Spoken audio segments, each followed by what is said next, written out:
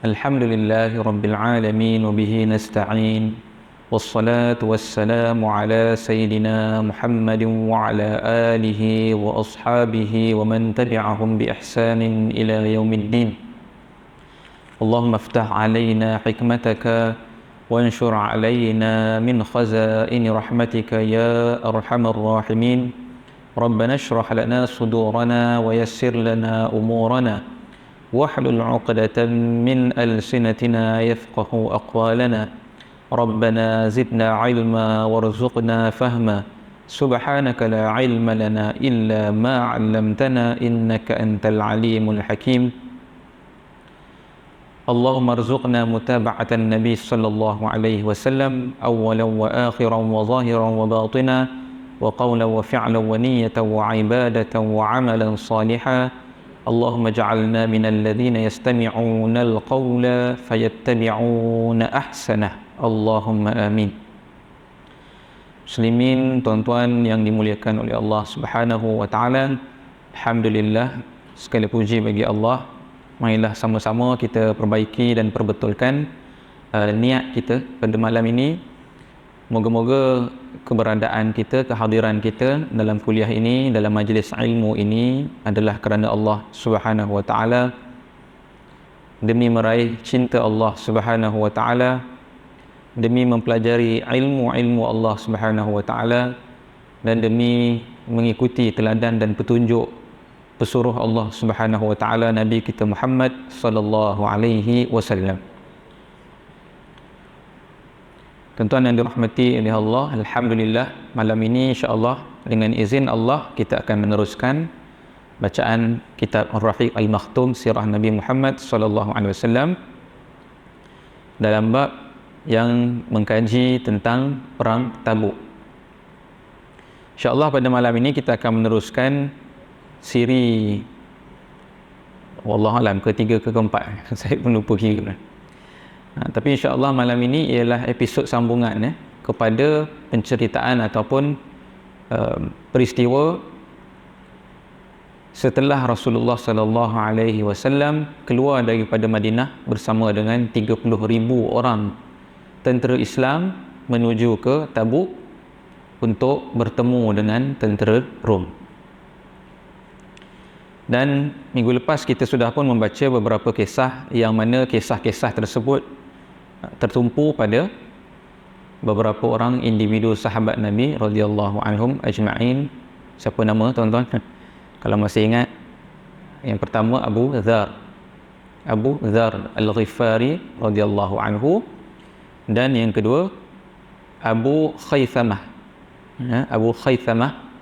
radhiyallahu anhu, yang mana kedua-dua ini menunjukkan qudwah dengan segala kesusahan, dengan segala dugaan yang dialami, mereka tetap bersama dengan Nabi sallallahu alaihi wasallam, dan disebabkan itu mereka memiliki posisi yang mulia di sisi Nabi sehingga Nabi mencari mereka di kalangan 30,000 orang yang ada ni. Itu satu kemuliaan dalam 30,000 orang. Kalau orang nombor satu cari kita tu, hebatlah tu. Jadi insya-Allah pada malam ni kita akan sambung lagi baca peristiwa ataupun proses perjalanan Nabi sallallahu alaihi wasallam menuju ke Tabuk. Tak sampai Tabuk lagi. 4 kali kuliah tak sampai Tabuk lagi. Sesuailah kan, sebab sebenarnya perjalanan Nabi sallallahu alaihi wasallam pergi dan balik memakan masa 30 hari. Keseluruhan waktu keluar Nabi, maknanya Nabi tidak berada di Madinah, ialah selama 50 hari. 20 hari di Tabuk sahaja, baki 30 hari ni ialah waktu perjalanan pergi dan balik. So kalaulah boleh kita bahagi dua, mungkin dia tak sama, mungkin balik cepat sikit kot, pergi lambat sikit, tapi katalah kita bahagi dua, lebih kurang 15 hari perjalanan pergi, 15 hari perjalanan balik. Lama tu. Kan, setengah bulan jalan kaki. Jadi memang macam-macam peristiwa lah boleh berlaku. Baru tadi siang tadi saya terjumpa, rupanya ada pengkaji-pengkaji sejarah di Saudi ni, dia lagi dahsyat lagi lah, dalam kitab kita ni tak ada lah. Dia trace betul-betul laluan Nabi SAW ni. Memang kerja dia follow semua route yang Nabi ambil dalam mana-mana misi Nabi ke luar Madinah, dan dia nak cari tempat di mana setiap tempat yang Nabi berhenti solat. Sebab ialah kalau 15 hari banyaklah kan berhenti solat tu. Jadi dia nak cari setiap tempat yang Nabi berhenti solat tu untuk dicatatkan dan diwartakanlah sebagai tempat penting di dalam sejarah umat Islam. Saya tak ingat tadi saya baca, lebih kurang banyak jugalah dalam perjalanan Nabi ke Tabuk tu banyak tempat akhirnya muncul sebagai masjid-masjid yang telah pun hari ini Saudi jadikan masjid lah, di mana di situ Nabi SAW solat. Jadi pada malam ni insya-Allah tuan-tuan dimuliakan oleh Allah, kita akan membaca bagaimana Nabi SAW separuh jalan. Kalau kita tengok peta Tabuk, sekali lagi saya ulang, Tabuk berada di selatan, di utara Madinah. On the way nak menuju ke Jordan atau Palestin pada hari ini. Syam lah, dulu namanya Syam. 700 km lebih. So separuh jalan, kalau orang yang hari ini naik kereta daripada Madinah nak pergi ke Tabuk, separuh jalan dia akan jumpa satu bandar. Satu wilayah. Hari ini dia panggil, dah jadi satu macam daerah lah kot kalau kita ni kan. Hari ini disebut sebagai daerah Al-Ula. Al-Ula. Ni hari ni punya nama ni lah. Memang ada ni. Kalau tuan-tuan pergi Saudi, ada satu wilayah ataupun daerah namanya Al-Ula. So dalam Al-Ula ini ada satu bandar yang kalau dalam bahasa Inggeris disebut sebagai Higra. Higra. Kalau bahasa Arab dia Hijr. Hijr ni maksud dia batu. Hijr ni maksud dia batu. Yang mana bandar ni dalam tu ada satu pekan, atau boleh kata pekan lah, nak kata bandar tak bandar sangat hari ni lah, yang dinamakan dengan nama Madain Saleh. Madain Saleh. Sebab apa nama Madain Saleh? Ini ialah bandar di mana dahulu letaknya ataupun duduknya kaum Nabi Saleh alaihi salam. Nabi Saleh alaihi salam. Jadi Nabi Saleh ni kaum dia nama apa? Kaum dia nama Thamud. Thamud. Nabi Saleh diutus kepada kaum bernama Thamud. Thamud ni sebenarnya satu nama bangsa. Dia kadang kita sebut kaum Thamud kan, kadang kita baca buku-buku kisah-kisah Nabi kat anak-anak. Kaum Ad, kaum Thamud. Kita bayang macam kaum kecil kan. Sebenarnya bangsa tuan-tuan, besarlah. Besar. Dan setiap bangsa yang dicatat dalam Quran tidak dimention kecuali dia telah memiliki tamadun tersendiri. Maknanya tahap dia apa tu? Dia bukan level orang buat kampung hatta bukan pekan pun. Ini bangsa yang bertamadun. Bermakna ada pencapaian yang tinggi, ada bandar yang kompleks, ada sistem hidup, ada undang-undang, ada itu ini dan sebagainya. Semua bangsa yang dimention dalam Quran aras dia macam tu. Jadi kalau baca dalam Quran ayat-ayat cerita azab tu, jangan bayang macam kampung kena azab. Bayangkan satu tamadun yang kena azab. Itu ialah gambaran sebenar. Jadi ada satu tempat bernama Madain Saleh, terletak betul-betul halfway, separuh jalan kalau dari Madinah nak menuju ke Tabuk. So siapa-siapa nak pergi ke Tabuk confirm kena lalu sini. Dan elok pula dia separuh jalan kan. Jadi Nabi SAW bersama dengan sahabat pun juga melintasilah kawasan Madain Saleh ini dalam perjalanan mereka menuju ke Tabuk. Dan kalau ikut yang saya baca ni, ini mungkin kali pertama Nabi sendiri pun lalu situ. Walaupun kita tahu Nabi sejak kecil biasa ataupun pernah ikut pakcik-pakciknya pergi berniaga ke Syam. Tapi kalau jalan dari Mekah menuju ke Syam mungkin tak lalu situ. Mungkin lalu tepi pantai.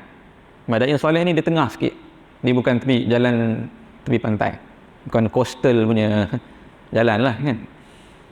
Jadi kalau kita baca ni, Nabi SAW dan saya rasa majoriti sahabat tak pernah betul-betul melalui kawasan ni. Ini first time mereka lalu satu kawasan yang bernama Madain Saleh. Jadi ada kisah di sini. Ni yang kita nak baca pada malam ni. Baik. Jadi kisah ataupun hadis berkenaan lintasan Nabi dan para sahabat di kawasan bernama Madain Saleh ini, ramai sahabat yang meriwayatkan, dan dalam Rahib Makhtum sendiri pun mencatatkanlah cerita, walaupun dalam Rahib Makhtum ni agak ringkas lah cerita dia, tapi saya ambil juga daripada beberapa sumber lain untuk kita faham. Jadi ketika sampai di kawasan ni, bayangkan ya, sahabat-sahabat dah berjalan, gurun, air tak ada dan sebagainya. Tiba-tiba nampak satu kawasan yang agak membangun lah. Kan? Nampak ada binaan, nampak pokok-pokok, nampak ada air dan sebagainya. Jadi sahabat-sahabat pun bergegas pergi ke kawasan tersebut. Bergegas pergi ke kawasan tersebut. Dan apabila melihat sahabat-sahabat ni semua terus masuk ke situ, confirm semua nak pergi cari air lah. Macam kita lah kalau tengah jam nak balik balik raya kan. Baru ni saya balik daripada Perak balik sini, bertolak daripada Greek pukul 2.30, saya sampai di Masjid Hasanah ni pukul 12.30 malam. Punya jam teruknya highway tu, macam balik raya. Bayangkan kalau macam tu kan, bila jumpa RNR, apa dia, lagi-lagi orang tua-tua ni kan, banyak kali kena berhenti tandas kan. Jadi sahabat umpama jumpa RNR lah, pakat bila sampai situ semua bergesa-gesa, bersegera untuk masuk ke dalam tu dan cari air. Bila nampak sahabat buat macam ni, apa Nabi SAW sebut? Nabi panggil solat dulu, as-salatu jami'ah. Nabi panggil semua sahabat kumpul dulu. Kalau tak panggil solat, sahabat tak kumpul. Semua pakat lupa dah tu. Jadi Nabi nak kumpulkan sahabat sebab ada sesuatu yang perlu Nabi sampaikan. Lalu semua sahabat berkumpul, tapi tak solat pun. Nabi sebut je as-salatu jami'ah, Nabi nak kumpulkan. Kemudian Nabi sebut, ma tadkhuluna ala qaumin ghadiballahu alaihim. Jangan kamu sekali-kali masuk ke dalam satu kawasan yang mana kawasan itu didiami oleh orang yang dimurkai oleh Allah. Jadi Nabi tahu ini ialah kawasan kaum Samud yang pernah menerima azab daripada Allah Subhanahu wa ta'ala. Jadi kalau tak masuk macam mana? Memang kena lalu. Memang kena lalu. Dan sekarang ni air pun tak ada apa dan sebagainya. Jadi sahabat nak tak nak memang kena masuk. Dan kalau boleh memang nak cari air juga. Jadi apabila melihatkan perkara, menyedari perkara tersebut, Nabi SAW pun sebut lagi. Nabi kata, la tadkhulu masakinil ladhina zalamu anfusahum illa an takunu bakina hadaran an yusibakum mithla ma asabahum. Jadi bila tengok sahabat beria nak masuk juga, dan setengah sahabat yang dah masuk awal sebelum Nabi sempat panggil ni, dia bila masuk takjub. Sebenarnya sampai ke hari ni, kalau kita sendiri pun datang ke kawasan tersebut, kita akan kagum. Sebab apa? Kaum Samud ialah bangsa pertama di dunia ni, kalau ikut bacaan sejarah lah, bangsa pertama di dunia yang boleh mencipta bandarnya melalui cara memotong batu-batu daripada gunung. Maknanya dia mewarisi satu teknologi yang, kalau saya baca, mewarisi teknologi dan ilmu yang diwarisi daripada kaum Ad. Rupanya kaum Ad ni ialah sebelum daripada Samud, kaum Ad. Nabi Hud, kaum Ad, kemudian kaum Ad dihapuskan, anak cucu dia ialah kaum Samud. Dan kaum Ad setengah kata duduk di bahagian kawasan Oman hari ini, ada setengah kata duduk di kawasan Yaman. Jadi bila dah kena dihancurkan oleh Allah Subhanahu Wa Taala, anak cucu dia berjalan berpindah sampailah ke kawasan Jordan hari ini, Petra tu kan. Dan bila mereka sampai di situ, kawasan ni kawasan batu dan lembah berbukit. Wadi ni valley kan, valley maknanya gunung-gunung, ada lembah-lembah. So dalam Quran sebut, dalam Quran sebut, kalau kita baca surah Al-Fajr contohnya kan, Allah kata apa? Walladzina jabus sakhra bil wad wa thamud alladzina jabus sakhra bil wad. Dan kaum Samud yang jabus sakhr, yaqta'un wa yakhriqun as-sakhr. Dia boleh potong batu besar-besar dan dia belah sehingga dia boleh bina rumah. Dan dalam ayat lain Allah sebut, tattakhiduna min suhuliha qusuran wa tanhituna al-jibala buyutan. Allah kata kaum Samud ni hebatnya, dia boleh bina istana di atas bukit. Jadi tuan-tuan bayang, istana tu atas bukit. Material nak buat istana tu daripada apa? Daripada batu. Batu tu ambil kat mana? Batu tu ambil daripada bawah. Sebab apa? Tanhituna al-jibala buyutan. Dia korek, dia tebuk bukit, dia tebuk gunung, sehingga dalam tu dia bukan tebuk macam kita hari ni buat quarry tu, kita slice sikit-sikit kalau betul lah. Yang ni kalau tuan-tuan tengok, dia tebuk ke dalam tu sehingga dalam tu macam rumah. Dia balik boleh ikut Google dan sebagainya. Dan dia potong tu cantik tau. Macam kita masuk masjid ni, elok kan. Bentuk segi empat, ada bentuk. Bahkan saya baca, dia punya tebuk ni punya berilmu tak berilmu sehingga dia tidak perlu kepada pencahayaan dan pengudaraan lain. Cukup dengan cara dia tebuk dan lubang yang dia tebuk tu betul sehingga duduk dalam tu sejuk. Duduk dalam tu terang. Biasa gua ni gelap kan. Tapi sebab keseluruhan gunung-gunung tu ditebuk sehingga dia bukan sekadar rumah tapi dia ada dewan-dewan, dia punya kementerian dia, dia punya mahkamah dia punya apa semua tu dalam gunung ditebuk. Kita kalau tengok hari ni pun fikir macam mana buat dia. Kita dengan peralatan kita hari ni pun sebenarnya ini satu benda yang susah. Maknanya untuk kalau mungkin kalau ada laser senang lah kan. Tembak pakai laser potong cantik. Ini macam mana dia buat ni? Ini cerita bila ni tuan-tuan? 2000 atau 3000 tahun sebelum Nabi Isa. Maknanya lebih kurang 4000 atau 5000 tahun yang lalu. Ini cerita lama ni. Ini zaman zaman kaum Samud. Dan ini ialah sebenarnya pencapaian dan kehebatan tamadun Samud yang mana Allah SWT beri kepada mereka ilmu sebegitu rupa. Jadi bila musim sejuk, mereka akan duduk dalam rumah-rumah di dalam gunung. Bila musim panas, dia akan naik ke istana-istana yang dibina di atas bukit supaya nak dapat angin. Jadi bayangkanlah, maknanya kalaulah kata semua orang macam tu, maknanya dia ada rumah musim panas, rumah musim sejuk, yang musim panas pun macam istana. Boleh bayang taraf hidup orang-orang Samud ni, maknanya satu taraf hidup yang tinggi. Kadar kekayaan, luxury, wealth dia tu tinggi. Dan sehingga mereka merasakan bahawa ini ialah hasil daripada kajian mereka sendiri, hasil daripada R&D mereka sendiri. Hasil daripada itu ini yang mereka usahakan. Yang mana akhirnya menjadi punca mereka menafikan bahawa wujudnya Tuhan yang lebih hebat daripada mereka. Ini macam zaman kita hari ni lah. Orang pandai sangat cakap bahawa LGBT ni sebenarnya scientifically betul. Dengan segala kajian, orang lesbian gay, dengan segala kajian, dengan segala apa semua tu, dia boleh nafikan apa Tuhan sebut. Satu contoh mudah. Sebenarnya semua bangsa-bangsa dulu yang dalam Quran ni, semua jenayah mereka kita buat belaka. Nasib baik kan Rasulullah dah doa supaya kita ni tak kena azab sama macam bangsa-bangsa terdahulu. Kalau tidak kita ni habis. Na'udzubillah. Jadi disebabkan pencapaian mereka yang tinggi, mereka mengkufurkan Allah Subhanahu Wa Taala, lalu Allah Subhanahu Wa Taala mengutuskan Nabi Saleh.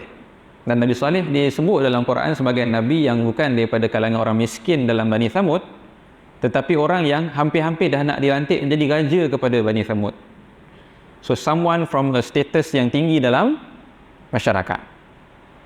Jadi bila tiba-tiba Nabi Saleh yang selama ini mereka respect sebab keturunan orang yang ni kan, maknanya next in line lah orang kata, nak naik jadi pemerintah Bani Thamud, bangsa Thamud yang besar ni, tiba-tiba mengajak mereka bahawa, mengingatkan mereka bahawa kita ni sebenarnya kena tunduk kepada Allah SWT, kembali sembah Allah SWT yang berikan kita semua kemajuan ni. Jadi ketika itu berlakulah pertelingkahan di antara pembesar-pembesar, elit-elit Bani Thamud dengan Nabi Saleh. Dan ketika itulah elit-elit ini meminta supaya Nabi Saleh buktikan betul kau ni Nabi. Nabi Saleh kata, apa yang kau nak untuk aku buktikan? Mereka minta apa dia? Mukjizat. Ini kita kena cuba baca. Dia simple. Saya pun dulu selalu baca cerita ni. Ada anak kafar kita pun baca dah cerita ni. Tapi bila kita baca balik, kita kena fikir dalam-dalam. Kenapa itu mukjizatnya? Apa dia? Elit ni orang elit ketamadunan ni tuan-tuan, ni bukan orang kampung tau. Dia cakap kepada Nabi Saleh, kalau betul kau Nabi, cuba kau wujudkan seekor unta out of nothing. Can you produce a she camel, unta betina, out of nothing? Tiba-tiba, pum, macam tu. Macam hari ni kita cuba nak clone lah apa kan. Boleh tak manusia mencipta daripada out of nothing ni? Bukan daripada satu sel ke, mungkin kalau ada sel boleh. boleh clone lagi. Ini daripada tiada kepada ada. Permintaan elit ni kepada Nabi Saleh. Dah susah dah tu, tak logik dah tu kan. Jadi sebab apa? Sebab mereka rasa pencapaian saintifik mereka dah terlalu hebat, yang tu je mereka belum capai. So siapa-siapa nak tundukkan kami, you must do something that we cannot do. Yang tu kan. Ini je benda lagi kami tak boleh buat. Benda lain cakap apa, semua kami boleh buat. Majunya bangsa Samud ni. Tapi nak mencipta sesuatu daripada tiada kepada ada, dia tak boleh buat lagi, dia tahu. Jadi dia minta Saleh buktikan. Pertama. Yang kedua dia kata, kita tambah lagi, bagi susah sikit. Kita orang tak nak unta tu, unta biasa tapi unta yang sangat besar saiz dia. Bermakna tidak ada reference, maknanya tak boleh lah nak kata tipu. Tak wujud that such creature yang seumpama itu di atas muka bumi ni. Maknanya satu, tak pernah ada kepada ada. Yang kedua, tidak ada reference sebab saiz ni berbeza, saiz yang sangat besar. Yang ketiga, dia mesti dalam keadaan dah 10 bulan mengandung, dah sikit lagi nak beranak. Maknanya apa? Maknanya creature ni bukan sahaja dia wujud macam itu je, tapi dia dah boleh pula melahirkan anak walaupun dia dicipta daripada tiada.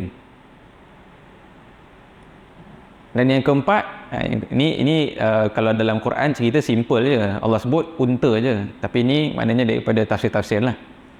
Yang keempat, mereka kata make it harder, kita buat susah lagi. Kita kata kau kena datangkan seekor unta yang kalau dia minum air daripada tasik ataupun istilah kita hari ni tadahan air lah, kan? Maknanya sumber air Bani Samud ni, bayangkan Bani Samud ni saya baca mungkin ribuan kot.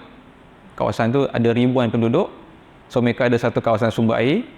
Daripada sinilah JBA dia ambil air untuk salur ke rumah-rumah semua. Mereka kata unta ni kena boleh minum air ni, dan bila minum boleh habis. Wah, punya dahsyat dia punya spek dia tu. Sebab nak challenge lah, kan? Kalau you betul power, make it something like this lah. Kalau tak, yang lain tu semua kita boleh buat. Dan memang betul, konsep mu'jizat ni bagi Nabi-Nabi, mu'jizat ialah sesuatu yang boleh menundukkan orang. Dia bukan benda yang mustahil berlaku. Dia boleh berlaku, tetapi dia menyebabkan orang yang melihat tu akhirnya tunduk, tersungkur di depan kekuasaan tersebut. Jadi dengan bangsa yang begitu canggih macam ni, apa yang boleh menyebabkan mereka tunduk? Jadi Nabi Saleh pun tanya, kalau aku boleh datangkan apa yang kamu minta, betulkah kamu akan beriman kepada Allah? Terkejut elit-elit ni, ingatkan nak give up pasal susah. Tapi Nabi Saleh kata boleh, tapi dengan syarat kalau aku datangkan kamu kena beriman. Maka kemudian Allah SWT pun munculkan seekor unta dengan spek yang diminta daripada belahan batu. Nampak cara Allah SWT? Ini kita kena study juga kenapa ni. Kenapa muncul daripada belahan batu besar. Ni kita sekarang bercakap dengan satu bangsa yang memang dia deal dengan material batu ni hari-hari. Jadi sepatutnya orang yang macam ni boleh fikir, macam mana boleh muncul unta di tengah-tengah belahan batu? Kau kerja korek batu hari-hari, logik tak batu? Logik tak muncul unta daripada batu? Patutnya mereka dah rasa mukjizatnya di situ, betul tak? Ya, tapi tak rasa lagi. Keluar unta daripada belahan batu dengan saiz yang sebegitu besar dan memang betul mengandung, dan bila dia minum memang habis air. Memang betul. Sampai Nabi Saleh kata kita kena buat rule, hari yang unta ni minum, korang semua jangan minum. Sudah tak cukup air dia minum. Dan hari yang unta ni tak minum, yang hari itulah orang Samud ambil air. Tapi in return, Nabi Saleh kata engkau boleh ambil susu dia. Dan menurut riwayat lah, saya rasa ini Israiliyat, tapi saya rasa tak mustahil, susu unta ni boleh memberi minum beribu-ribu orang Bani Samud in one day. Maknanya bukan main banyak hasil susu daripada unta ni. Besar lah, unta ni sangat besar. Jadi ini memang satu mukjizat yang sepatutnya menundukkan elit-elit Bani Samud, kan? So separuh ataupun sebahagian daripada Bani Samud akhirnya memang mengakui ini satu yang betul datang daripada Allah SWT, maka mereka beriman. Tetapi sebahagian besar masih lagi tidak beriman. Dan akhirnya elit-elit mereka ni rasa terancam disebabkan mukjizat ini. Mereka rasa ini sama macam kes orang-orang Quraisy. Mereka rasa kalaulah kita biarkan macam ni, rakyat akan lama-lama menolak kita. Selama ni kita memerintah mereka ni dengan endorsement daripada berhala-berhala kita. Kita ni diangkat sebab kita ni lah orang yang paling faham kesesatan berhala ni, ideologi sesat ni. Kalau orang mula nampak kebenaran perkara ni, orang akan menolak kita semua. Maka mereka pun berpakat untuk membunuh unta tersebut. Jadi bila unta tersebut akhirnya, pendekkan cerita, unta tersebut pun dibunuh. Ketika dibunuh, unta tersebut mengeluarkan suara yang sangat nyaring. Oh, unta besar, saya bayang macam dinosaur. Bila kena bunuh kan, dia punya unta, tak tahu tuan-tuan pernah dengar, dia ada bunyi kan. Bunyi dia tak macam lembu kan. Ada bunyi dia, apa, unta punya bunyi, saya pun tak tahu kan. Tapi disebabkan unta ni unta besar, bila dia begitu tu maknanya kuat, semua orang dengar. Semua orang tahu unta tu telah dibunuh. Sedangkan arahan daripada Nabi Saleh, Nabi Saleh kata, engkau ambillah manfaat daripada unta ni dengan satu saja syarat, wala tamassuha bisu'in. Jangan apa-apakan unta ni. Itu je. Kau tak beriman pun tak apa lagi. Itu soal lain. Tapi kalau engkau kacau mukjizat ni, kata Nabi Saleh, wala tamassuha bisu'in faya'khudzakum azabun alim. Kau sentuh, kau apa-apakan unta ni, maka kau akan ditimpa azab yang sangat pedih. Dan itulah yang dia orang buat. Dia bunuh unta ni sehingga unta ni menjerit kuat, dan anak yang lahir daripada unta ni pun akhirnya menjerit, setengah kata menjerit 3 hari 3 malam. Dan kemudian anaknya melarikan diri, hilang. Apabila ini berlaku, Nabi Saleh pun datang jumpa dengan pembesar-pembesar Samud dan kata, aku dah pesan dah. Yang kau bunuh ni naqatullah, hadhihi naqatullahi lakum. Ini bukan untuk aku, ini untuk Tuhan. Ini kau dah cross the red line. Nabi Saleh kata, kau ada masa, kamu semua bangsa Samud ni ada masa 3 hari saja untuk bertaubat. So lepas 3 hari, kamu semua akan azab dengan azab yang pedih. Azab Allah ni ada banyak peringkat. Kita terlanggar batu pun azab juga kan. Itu sebab dosa-dosa kita lah. Itu mungkin yang paling rendah. Aksiden kereta ke, na'udzubillah sebagainya. Azab paling tinggi di sisi Allah ni azab isti'sal, dia panggil. Azab isti'sal. Apa makna azab isti'sal? Azab di mana pupus terus bangsa tu, seolah-olah tidak pernah wujud di atas muka bumi. Itu paling dahsyat. Tapi azab ni Nabi dah doa, Nabi kata jangan kenakan kepada umat Islam. Jadi maknanya tidak akan berlakulah kepada umat Islam kepupusan. Tapi bangsa-bangsa dulu berlaku. Ad, Samud, Fir'aun dan sebagainya lah. So Nabi Saleh kata lepas 3 hari kau akan dikenakan azab. Jadi pendekkan cerita, lepas 3 hari, sebenarnya dalam proses 3 hari itu pun mereka masih lagi mocking, menghina Nabi Saleh dan kata mana dia tak sampai-sampai kan, mencabar Nabi Saleh. Jadi selepas 3 hari, apakah azab yang sampai kepada mereka? Hikmah Allah SWT. Allah nak tinggalkan binaan-binaan yang dahsyat ni, ketamadunan yang dahsyat untuk kita tengok. Tapi Allah nak hapuskan bangsa ni. Macam mana Allah buat? Kan? Kalau kata semua ni ditenggelamkan oleh bumi, hilanglah kesan. Tapi Allah SWT telah fa'akhatathumus sayhatu. Mereka telah diambil oleh satu tempikan suara yang sangat kuat. Menurut setengah tafsir menyebut ia adalah suara Jibril. Jibril menjerit dengan sangat kuat sehingga apabila tempikan suara ini sampai kepada Bani Samud, fakanu kahashimil muhtazir. Mereka jadi seumpama pokok-pokok kering yang mati macam tu je. Saya mula cuba nak bayangkan macam mana. So rupa-rupanya memang dalam zaman moden ni pun ada saya baca rupanya setengah negara pun explore senjata menggunakan gelombang bunyi, sound wave yang boleh membunuh. Kita bayangkan kalau macam guruh berdentum kan, bergegar kan. Kalau guruh betul dekat dengan rumah kita betul, kaca pecah sebagainya. Rasa kan bergegar tu. Itu masih benda yang kita boleh dengar.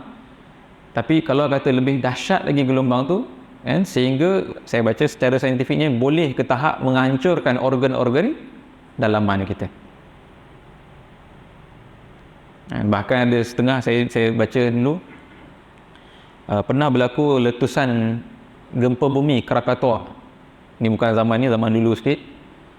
Ketika berlaku tu, dekat dengan letusan itu ada satu kapal sailor, kapal pelaut mati macam tu je.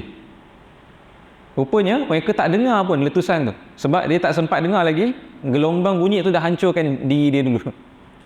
Sebelum telinga sempat tangkap lagi letusan, bunyi sound wave daripada letusan gunung berapi tu. Jadi mereka mati dulu. Lepas tu mereka tak sedar pun, maksudnya dia patutnya dah dengar dia jauh kan, jadi dia boleh selamatkan diri, tapi dia buat tak tahu je, tu mati.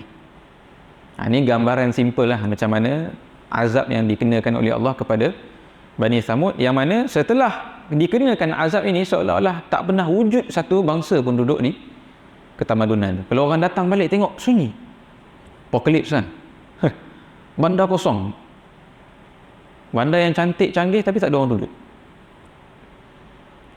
Jadi tuan-tuan bayangkan, sekiranya kita bayangkan kegerunan situasi azab Allah SWT kan, di sinilah datangnya sebab Nabi SAW kata jangan lalu kawasan ni. Kalau terpaksa lalu juga, janganlah kamu lalu melainkan kamu dalam keadaan bakin, menangis. Kamu kena rasa bahawa bila lalu sini Allah SWT sangat berkuasa melakukan azab sedemikian rupa, dan kamu kena menangis kerana takut sekiranya azab yang sama boleh ditimpakan ke atas kalian. Jadi Rasulullah pesan kepada sahabat, jangan masuk dalam keadaan takjub, ambil gambar kan. Itu yang saya cakap minggu lepas. Hari ini wilayah Al-Ula ini merupakan satu wilayah yang sedang dibangunkan oleh kerajaan Saudi sebagai satu destinasi pelancongan. Tapi ialah wilayah Al-Ula ni besar. Madain Saleh ni satu kawasan dalam tu. Cuma mana-mana package yang pergi sana memang akan pergi juga kawasan ni. Kalau tuan-tuan tengok kat Instagram ke kat mana ke, bila orang datang kawasan tempat Ashabul Hijr Thamud ni, semua orang akan ambil gambar. Memang kita kagum, macam mana orang boleh buat macam ni, selfie kan, ambil gambar. Orang pun sekarang ni dibuat interaktif, siap ada bunyi lah, membayangkan. Sebab apa? Rupa-rupanya saya baca balik, kerajaan Saudi hari ini dia rasa malu dengan sejarah yang berlaku kepada Samud. Sebab Samud ni kira bangsa asal lah Saudi kan, salah satu bangsa asal yang ada di Saudi. Dan sejarah Samud ni memang semua orang tahu dah, sejarah orang yang diazab oleh Allah. Jadi kawasan ni kawasan mal'un, tempat orang kena laknat. Sama macam tempat Fir'aun kan. Saya dulu belajar di Mesir, kalau orang suruh bawa pergi piramid, kalau boleh saya tak nak pergi. Tapi jarang lah orang pergi Mesir tak pergi piramid. Rasa macam tak sampai Mesir kalau tak pergi piramid kan.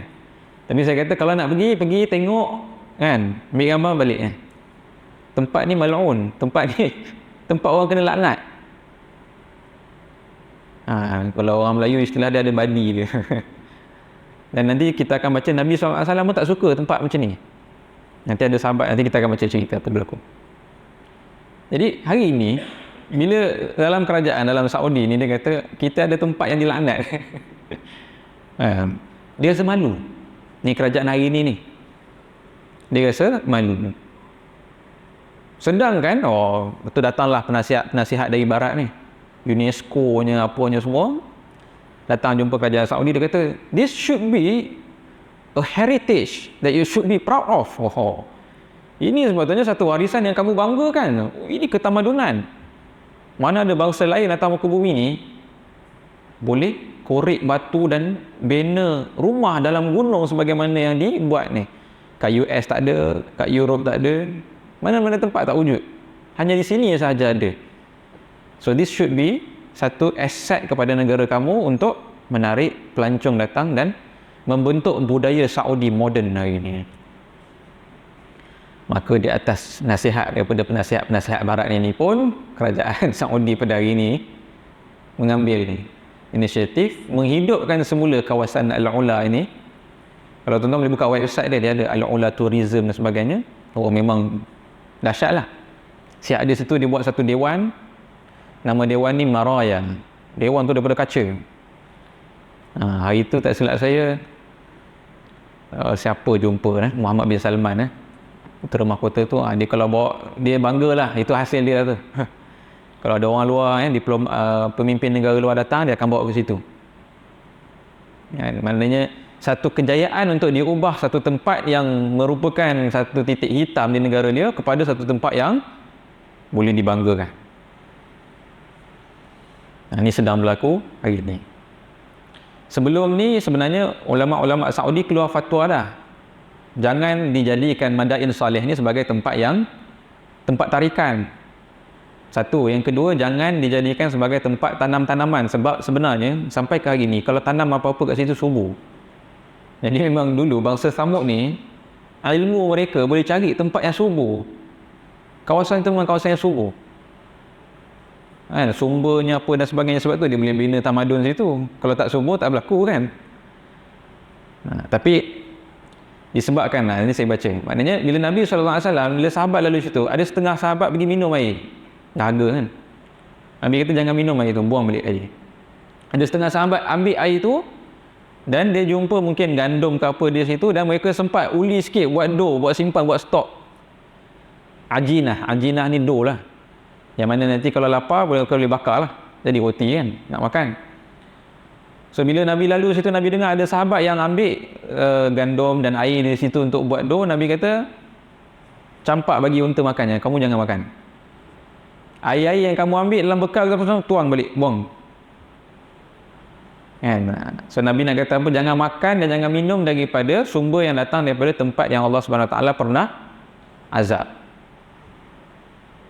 Jadi sebab itu ulama pun akhirnya keluar fatwa, kata janganlah cucuk tanam di situ kan, janganlah ambil air di situ walaupun subuh dan sebagainya. Jadi dulu ulama keluar dah fatwa tu, tapi hari ni dah reverse lah. Dah jadi tempat tarikan pelancong dan sebagainya. Dah akan dibangunkan lah, cuma tak tahulah jadi bandar ke tidak. Tapi kalau dah akan datang lagi akan. Jadi ni kira selingan lah, maknanya kita tengok banyak benda yang sekarang ni berlaku dalam kerajaan Saudi hari ni. Dia memang sebaliknya daripada apa yang Rasulullah SAW minta buat.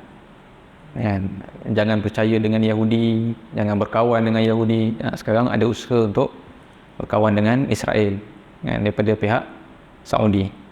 Matter of time sahaja. Jadi bila berlaku ni semua, maknanya akan kembali baliklah. Maka kenapa kerajaan tu buat pada hari ni? Sebab mereka rasa mereka nak kena cari satu cara, satu program, satu vision yang boleh angkat mereka ni sebagai satu kuasa yang hebat. Dengan segala yang mereka miliki dan sebagainya. Duit banyak. Dulu korek minyak jual minyak, korek minyak jual minyak kan, kaya. Tapi mereka pun tahu lama-lama the oil is depleting. The fossil fuel satu hari akan habis. Jadi dia nak pindah lah, tukar model negara dia untuk diversify daripada income yang lain, tourism. Buat projek-projek, nanti dia akan buat satu projek bandar, pelaburan lah, atau apa-apa semua. Poin dia kat sini, dia mencari apa tuan-tuan? Dia mencari kekayaan, kemajuan dan ketinggian lah, status yang hebat dalam negara atau dalam dunia kita hari ini, dengan cara mengulang semula apa yang dibuat oleh zaman Arab Jahiliyah. So akan jumpa ke tidak kemuliaan dia sebenarnya? Kan. Walhal Allah SWT dan Rasulullah pun dah bagi dulu kemuliaan tu menjadi khadimul haramain kan. Maksudnya menjadi orang yang jaga tanah suci dan sebagainya, tapi mereka akhirnya mencari kemuliaan selain daripada kemuliaan itu. Yang terkini saya baca, katanya nak buat satu binaan rupa bentuk sebiji macam Kaabah. Tapi di Riyadh kan. Sebenarnya dah buat pun, dah start buat dah. Sebiji macam Kaabah, tapi buat di Riyadh. Riyadh ni capital kan. Seorang selalu pergi Madinah, Mekah, tak ada siapa datang Riyadh. Buat sebiji. Dia tak namakan Kaabah lah, dia building lah, tapi tengok design tu sebiji macam Kaabah. Pelik. Dia kata inspired lah kot kan. Tapi what's the reason ni kita tak faham. Jadi ini satu kisah lah yang berlaku. Jadi Nabi SAW sendiri bila lalu di kawasan ini, menurut hadis Nabi ambil serban Nabi, kain Nabi tutup muka Nabi, dan Nabi cepatkan unta Nabi. Maknanya Nabi nak segera keluar daripada kawasan itu, tak nak duduk lama-lama. Dan Nabi pun kata tadi, kalau kena lalu juga, lalu dah dalam keadaan kita rasa sedih, dan rasa takut dengan apa yang ditimpa kepada kaum Samud. Sebab itu ulama-ulama hadis dimasukkan hadis ni, hadis Nabi tadi tu, kalau buka dalam kitab hadis, masuk dalam bab tangisan ketakutan. Bab zuhud war raqaiq, perkara-perkara yang melembutkan hati. Maknanya antara perkara yang melembutkan hati ialah pergi ke tempat orang yang dihapuskan oleh Allah Subhanahu Wa Taala dan pergi untuk menangis. Jadi pergi ke Petra misalnya di Jordan, pergi ke Madain Saleh, pergi ke piramid. Orang Islam patutnya pergi untuk ambil gambar, selfie. Pergi untuk menangis. Kerana risau nasib kita, ada kemungkinan jika kita ulang apa yang mereka buat, Allah akan azab sebagaimana mereka diazab. Ini satu panduan penting dalam melancong Pergi tempat orang diazab untuk menangis. Dan setengah ulama kata, kalaulah kita ni tidak perlu kepada perkara yang macam tu, tak payah pergi pun tak apa. Walaupun dalam Quran kata, berjalanlah kan, qul siru fil ardi fanzuru, dan lihatlah kaifa kana aqibatul mukazzibin, bagaimanakah akibat kepada orang-orang yang mendustakan Allah. Setengah ulama kata ayat ini hanya untuk orang-orang yang keras sangat hati dia, yang tak makan saman, yang kalau dengar tazkirah, yang baca Quran tak jalan, pergi. Kau pergi sendiri tengok dekat apa jadi dekat Samud, apa jadi dekat Firaun, apa jadi dekat Aid dan sebagainya. Tapi orang-orang lain tak payah, tak apalah. Setengah ulama lah kata tidak menggalakkan. Sebab sebenarnya tempat tu tempat orang yang dilaknat, mal'un. Jadi inilah dia kisah bagaimana Nabi SAW melalui kawasan Thamud. Jadi patah balik cerita tentera-tentera Tabuk ni. So pergi lalu situ dengan harapan dapat minum air, dapat berhenti berehat, dapat makan dan sebagainya. Nabi pula tak bagi. Macam mana ni? Jadi sahabat pun pasrah lah. Semua teruskan perjalanan. Jadi apabila sahabat teruskan perjalanan, mereka dalam keadaan dahaga, kan? Dan di sinilah akhirnya mereka mengadu kepada Rasulullah sallallahu alaihi wasallam. Maknanya dah nak sampai Tabuk dah, barulah mereka mengadu kepada Rasulullah. Dan disebabkan kesian sangat, barulah Rasulullah sallallahu alaihi wasallam berdoa. Bayangkan, daripada lama tu tahan, barulah Rasulullah berdoa minta Allah Subhanahu Wa Taala turunkan hujan. Dan ketika ini, apabila Rasulullah minta doa turunkan hujan ni, Rasulullah bagi tahu kepada sahabat, Rasulullah bagi tahu, malam ini akan bertiup kepada kamu semua satu angin yang sangat kuat. Hujan ni kan datang dengan angin, kan? Kalau ikutkan situ macam mana nak ada hujan, kan? Kalau ikut teori sains hari ni, hujan daripada kondensasi air, kan? Celah mana ada air situ, tak ada air. Gurun, kan? Sebenarnya hujan ni datang apabila angin meniupkan awan. Dia nak baca di mana hujan, kena baca di mana, ke mana angin bertiup. So pembenihan dan sebagainya ni Allah alam lah. So dalam Quran memang Allah cerita pasal hujan ni, semua cerita pasal angin. Orang faham angin, dia boleh baca cuaca. So Rasulullah kata, sebab tadi doa minta hujan turun, Rasulullah kata malam ini akan bertiup angin yang sangat kuat. Fala yaqum ahadun minkum, jadi seorang pun malam ni jangan bangun. Sebab kata Rasulullah, faman kana lahu, dan siapa yang ada unta, falyashud iqalahu, siapa ada unta ikat kuat-kuat sikit tali unta tu. So malam tu memang betul bertiuplah angin yang kuat. Walaupun Rasulullah dah pesan, tiba-tiba ada juga seorang dua yang degil. Dan setengah riwayat menyebut seorang dua ni adalah orang munafik, tak percaya. Nanti kita akan baca juga kisah-kisah orang munafik sepanjang perjalanan ni. Rupa-rupanya ada yang join tau, dalam 30,000 orang ni ada grup munafik. Dan dia orang ada macam-macam dia orang buat sepanjang. Ini salah satunya lah. Rasulullah kata jangan bangun, simple je arahan, jangan bangun. Ini orang munafik, tak dengar juga, dia bangun juga. Apa jadi pada dia? Apabila dia berdiri, sambung lepas azan.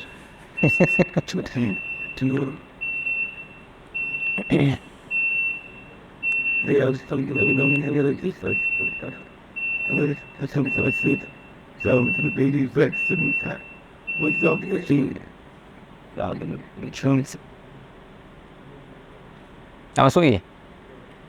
Belum? Ha? Baru nak masuk? Oh, 1 minit lagi. Tu dah masuk kan? Oh cepat. Okey. Boleh kita habiskan cerita. Okey, jadi lelaki yang bangun ni pada waktu angin ni bertiup, apa jadi? Mereka ditiupkan oleh angin tersebut sampai ke satu bukit bernama Jabal Tai. Jabal Tai ni jauh daripada situ. Jabal Tai ni tempat asal usul Abu Hurairah. Abu Hurairah datang dari satu kaum duduk situ. Jauh lah, tak ada kena-mengena dengan tempat tu. Hanya kuat angin tu, kena tiup terbang. Tu sebenarnya juga jadi hukuman lah Allah SWT halau orang munafik ni. Tapi apabila telah pun bertiup angin tu, esok tu turun hujan. Jadi inilah satu bantuan Allah SWT kepada tentera Islam. Maknanya dahsyat-dahsyat teruji mereka pun Allah SWT tak adalah biar sampai mereka ni mati. Tak boleh minum air dan sebagainya, Allah SWT tetap akan bantu juga. Maka bila turun hujan, maka mereka pun minumlah daripada air tersebut. Dan kemudian Rasulullah pun berjalan dan akhirnya sampai di satu tempat. Rasulullah kata, kita akan sampai ke satu tempat, kamu akan jumpa di tempat tu ada satu mata air. Kalau kamu nampak, itulah dia mata air Tabuk. Maknanya dah sampai Tabuk. Cuma Rasulullah kata mata air tu sikit aja. Kalau tengok tu macam secalit air je kat atas tanah. Tapi Rasulullah tahu ketika kamu sampai, kamu akan sangat dahaga. Kamu akan sangat dahaga. Cuma Rasulullah kata, jangan seorang pun sentuh air itu sebelum aku sampai. Kita berhenti azan.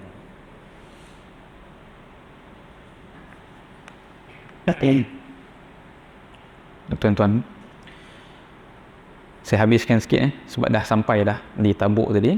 Jadi Rasulullah SAW menyebut bahawa innakum satatuna ghadan, insya-Allah esok kita jalan sikit lagi, satu hari lagi jalan, kamu akan sampai di satu tempat, kamu akan lihat ada mata air dan di situlah tempatnya Tabuk. Ain Tabuk. Ain ni maknanya spring ataupun mata air lah, mata air Tabuk. Dan kata Rasulullah, faman ja'aha minkum, siapa yang sampai situ dulu, fala yamassu min ma'iha syai'an, jangan pegang air itu. Hatta ati, sampai aku sendiri datang. Tapi biasalah kan, dengan panas dan sebagainya, ketika Rasulullah SAW esok harinya sampai di situ, bila Rasulullah datang, sahabat lain semua tunggulah Rasulullah sampai di situ, tiba-tiba tengok dah ada 2 orang lelaki dah kat situ. Dah ada 2 orang sahabat lain yang dah pun sampai situ cuba nak minum daripada air itu. Sedangkan air itu sebenarnya sangat sikit. Yang disebut dalam buku ni syirak. Syirak ni maknanya macam air meleleh kecil sangat lah mata air tu. Maknanya dahaga betul. Yang tu pun orang cuba nak ambil minum juga. Bila melihat 2 orang ni dah sampai dan dah sentuh dulu sebelum Rasulullah, Rasulullah pun marah. Dan menurut sahabat Mu'adh bin Jabal yang meriwayatkan cerita ni, Rasulullah marah tu menggunakan ayat-ayat yang aku sendiri pun tak sampai hati nak cerita balik. Marah sungguh. Tak faham bahasa, susah sangat ke nak ikut. Jadi Rasulullah pun marah. Kemudian Rasulullah SAW, apa Rasulullah SAW buat? Rasulullah tanya pada 2 orang ni, kamu dah sentuh ke? Dan mereka cakap, ya kami dah sentuh dan cuba nak minum pun. Rasulullah kata, letak balik air itu. Kemudian apa Rasulullah SAW buat? Rasulullah ambil air itu dan Rasulullah membasuh kedua-dua belah tangannya dan membasuh wajahnya, basuh wajah baginda, dan air baki daripada basuhan tersebut Rasulullah letak balik di mata air tersebut. Apabila Rasulullah letak semula titisan-titisan baki itu di mata air tersebut, gushing, terpancar air yang sangat banyak keluar daripada mata air tersebut, barulah Rasulullah kata, sekarang semua orang minum. Maknanya ni mukjizat Nabi SAW membanyakkan air di situ. Dan kemudian Rasulullah kata kepada Mu'adh ada kat situ, Rasulullah kata, yushiku ya Mu'adh in talat bika hayah an tara ma hahuna qad mali'u jinanan. Wahai Mu'adh, kalau kamu umur panjang sikit, kalau kamu panjang umur, kamu lalu semula dekat sini satu hari nanti, kamu akan lihat di sini penuh dan subur dengan tumbuh-tumbuhan dan kebun-kebun tanam-tanaman. Walhal masa tu, ketika itu tempat itu hanyalah padang pasir, gurun. Ini juga mukjizat daripada Nabi SAW. Dan memang betul kalau dilihat di zaman Sayyidina Mu'adh sendiri, dia kata bila lalu situ memang dah orang dah bercucuk tanam. Ini semua berkat daripada mata air yang Rasulullah SAW banyakkan airnya. Dan sampai ke hari ini, kalau pergi ke bandar Tabuk, memang banyak tanam-tanaman, dah jadi bandar. Walhal satu masa dulu tempat yang orang lalu lah, tak ada apa pun situ kan. Sekarang dah jadi satu bandar, ada universiti, ada apa sebagainya lah pada hari ni. Ini berkat apabila Rasulullah SAW ingin wujudkan keberkatan di satu tempat kan. Jadi begitulah, maknanya bila dah sampai Tabuk ni habislah cerita perjalanan tu. Nanti kita akan baca bagaimana apa yang berlaku ketika orang Islam berada di Tabuk tu sendiri, bagaimana mereka nanti berdepan ataupun tidak dengan orang-orang Rom yang nak menyerang orang-orang Islam. Cuma sekali lagi saya mengakhiri malam ni daripada apa yang kita baca ya, kita lihat bagaimana Allah SWT dan Rasulullah SAW mengajar kepada kita bahawa alam ini, bumi ini semuanya ialah jundun min junudillah, tentera-tentera Allah yang mengikut perintah Allah. Bila Allah perintah alam ni untuk menyiksa hamba-hambanya, dia akan siksa. Nah, apabila alam ni diperintah oleh Allah untuk membantu hamba-hambanya, maka alam-alam ini akan membantu hamba. Jadi macam mana nak tahu bagaimana alam ini bersama dengan kita ataupun tidak? Kita kena mengikuti panduan daripada Rasulullah sallallahu alaihi wasallam. Jadi bila ada negara-negara yang reverse panduan daripada Nabi, walaupun mereka menyangka itulah yang akan membawa mereka kepada kemajuan, itulah sebenarnya perkara yang akan memundurkan mereka. Dan sekiranya tempat yang kering kontang sekalipun, tempat negara yang tak ada sumber sekalipun, tetapi mereka berpandukan kepada panduan Nabi SAW, tetap boleh jadi satu negara yang maju dan subur. Jadi macam Israel, saya ambil contoh Israel hari ni, dia menyangka dengan segala teknologi R&D sekarang ni, kalau tuan-tuan tengok Israel, dia boleh create water out of thin air. Daripada udara tu dia boleh dapatkan air, tak payah korek dia boleh proses lah dalam udara ni, dia boleh keluarkan oksigen, hidrogen apa sebagainya boleh hasilkan air. Apa kita akan lihat sejauh manakah teknologi-teknologi ini betul-betul boleh menjadikan mereka maju ataupun sebaliknya akan menjadi punca kepada kehancuran mereka sendiri satu hari nantilah, bila wallahu a'lam. Itu saya rasa ialah pengajaran penting yang boleh kita perolehi daripada peristiwa-peristiwa ini. InsyaAllah minggu depan kita sambung apa yang berlaku di Tabuk dengan izin Allah insya-Allah. Aqulu qawli hadza wa astaghfirullahal azim li wa lakum. Assalamualaikum warahmatullahi wabarakatuh.